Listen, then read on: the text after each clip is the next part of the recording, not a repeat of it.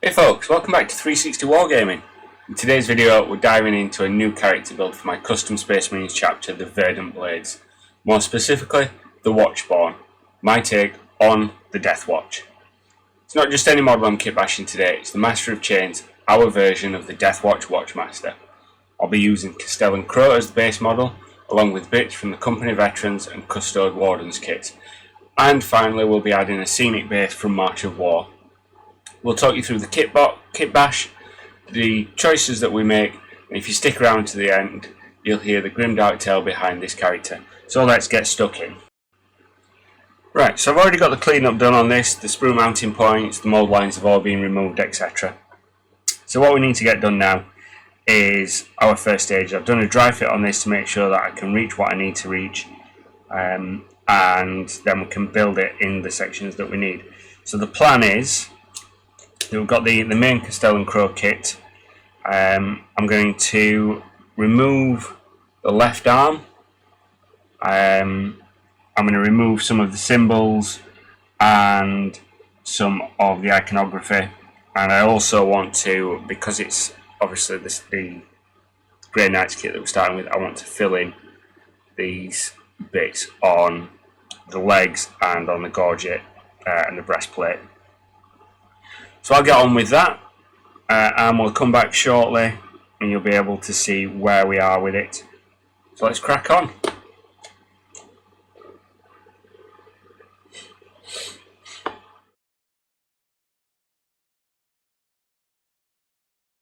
The silent flame of the verdant blades in the unforgiving galaxy of the 41st millennium, where the Emperor's light flickers against the endless dark. Redemption is not granted. It is earned in blood, in silence, in shadow. Few epitomize this truth more than Varkas Dren, former captain of the 4th Company of the Verdant Blades Space Marine chapter, now known only as the Master of Chains, a title born of necessity, a burden accepted in shame, a purpose forged in fire. Before he became the Warden of the Broken, Varkas Dren was counted among the greatest warriors of the Verdant Blades. He rose through the ranks not by ambition, but through a cold, relentless execution of duty. He embodied the ideals of the Codex Astartes, its every word etched into his mind, his actions a living testament to Guilliman's design. Though his devotion to structure and precision made him appear distant, even cold, none could argue with his results. Dren's name was sealed into chapter honor rolls following 2 legendary campaigns, the Purge of the Talask Rift, where his battle group executed a flawless series of ambushes that collapsed a Tyranid splinter fleet, and the Siege of Hollowdeep, where his coordination of orbital and subterranean strikes broke a 4-month stalemate against Iron Warrior's traitors.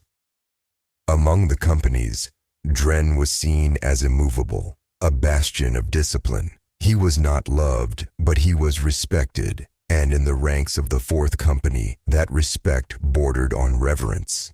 It is said that during the Hollowdeep campaign, the librarian proposed a warp-augmented flanking strike. Dren calmly declined the suggestion and pointed to a half-burned passage of the Codex Astartes. "We will not gamble with the warp," he stated. "We will win through discipline, or not at all." He won. Dren's fall came not through pride or failure, but through mercy, a trait ill-suited to the brutal arithmetic of war, yet not entirely absent in the hearts of even the Emperor's angels.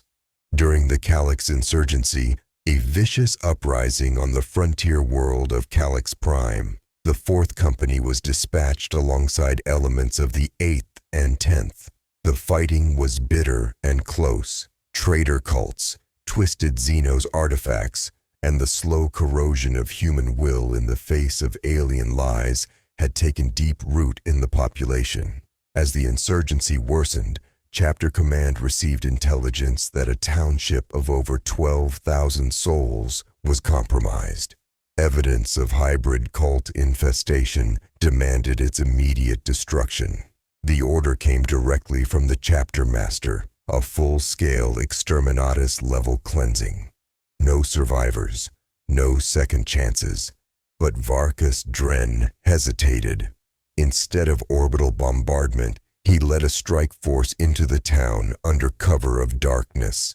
His squad breached defenses, secured the center, and established a quarantine perimeter, defying explicit orders in the process. What he discovered was a horror far more complex. The cult's emergence had not been organic. It had been engineered. Through captured Vox logs, confessions, and later interrogation of a rogue inquisitorial agent, Dren uncovered the truth.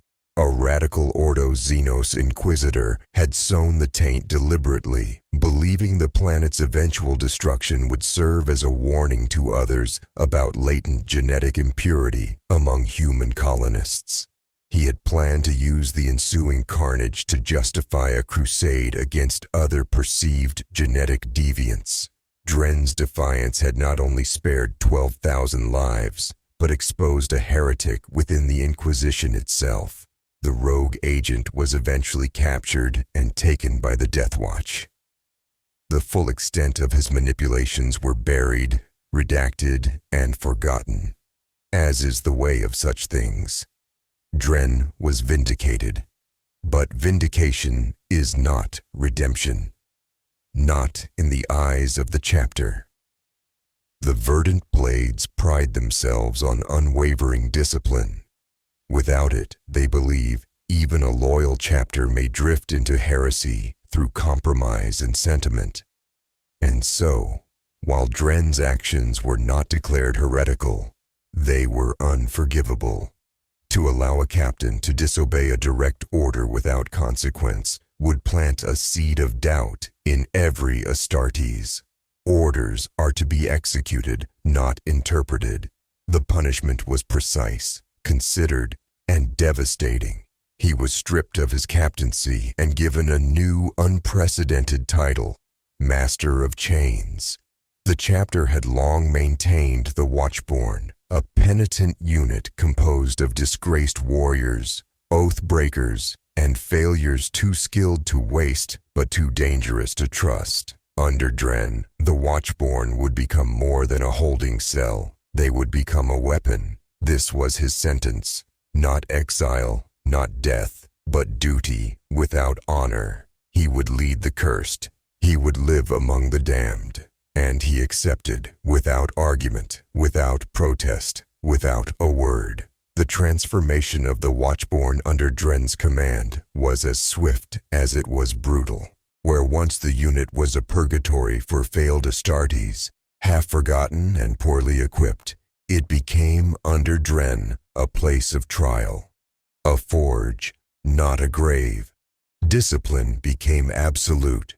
Training was unrelenting. Dren demanded perfection, not for glory, but because anything less was death.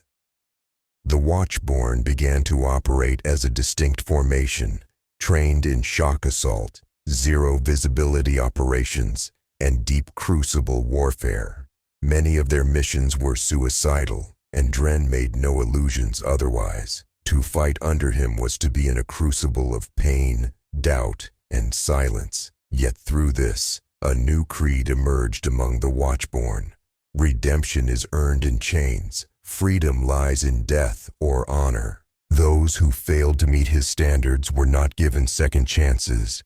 Dren himself executed those who broke formation, fled battle, or defied command. To some, this made him monstrous, but in truth, it was mercy. He gave the disgraced a path forward, one chance, one final trial. Some returned to their companies, stripped of pride, but reforged in fire. Others died on nameless worlds, their deaths recorded not in honor rolls, but in black-coated archives, known only to the Watchborne and the Master of Chains. To this day, Dren has never spoken of Calyx. He does not speak at all unless necessary.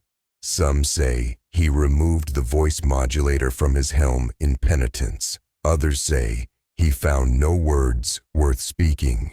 His presence in the field is spectral. He wears a darkened, unadorned suit of Mark VI Corvus pattern power armor, stripped of all heraldry, save for a single broken manacle etched into the shoulder, a self-imposed symbol of his title. His chains are literal. Looped across his shoulders and vambraces are black iron links once used to restrain captured traitors during the Hollow Deep siege. Now they rattle softly as he moves, a reminder of the burden he bears and the burdens he imposes on others. In combat, Dren is fury contained in silence. He wields a custom shock maul and a modified storm shield with embedded auspex sensors, allowing him to break enemy formations with cold precision. It is said he has not removed his helmet in battle for decades. Despite his disgrace, Dren's tactical acumen remains unmatched. Many captains still study his old campaigns. His decisions are dissected in strategy briefings. Some whisper that even the chapter master still seeks his counsel, though never in public, never acknowledged. There are rumors of encrypted communiques routed through the librarius, suggestions that the Master of Chains is sent into theaters before official forces arrive, softening targets, removing internal threats, dealing with politically dangerous foes. The chapter denies this, of course, but the Watchborne are always where the fighting is thickest, always on the edge of memory, always dying in silence. What does Dren believe? None can say. He does not preach. He does not offer redemption. He does not speak of his past or his purpose. Yet those who serve under him, those who survive, speak of a man who never wavers, a commander who will throw himself into the heart of war before risking his warriors needlessly, a ghost who watches silently from the rear ranks and speaks only to correct a failure or command a final charge. To some, he is the Emperor's justice made manifest. To others, he is a tragic figure, a loyal son, punished for doing what was right, not what was ordered. Among the Watchborne, he is a myth, a judge, and a path forward. But to himself, perhaps he is nothing at all, just another warrior in chains. He is the shame of the chapter, and yet its most steadfast guardian. His existence is an indictment of the rigidity of the Codex, and yet his discipline is revered. He is punished, and yet still obeyed. He is ignored, and yet always present. No statue bears his name. No honor scroll marks his deeds. But those who know, those who serve in silence, those who wear the broken manacle, they remember. And when their time in the Watchborne ends, when their chain is lifted or their life spent, they speak one final phrase in his honor. He bore our chains so we could break them. The symbol of the Watchborne, a broken chain link, originated with Dren himself. It is now worn as a sigil on shoulder guards, etched into helmets, or carved onto chest plates. Each warrior earns a chain only after surviving their first deployment. Should they fall in battle, it is retrieved and returned to the Watchborne's vault aboard their ship, the Repentant Flame. These chains now number in the hundreds. The Repentant Flame itself is a former strike cruiser repurposed into a mobile fortress prison. It never docks with the main Verdant Blades fleet. It follows behind, always a step removed. It is said the chapter never officially acknowledges its presence, but it is always there. And at its heart, on the command deck where no light reaches, stands Varkas Dren, unmoving, unrelenting, unforgiven, but never broken.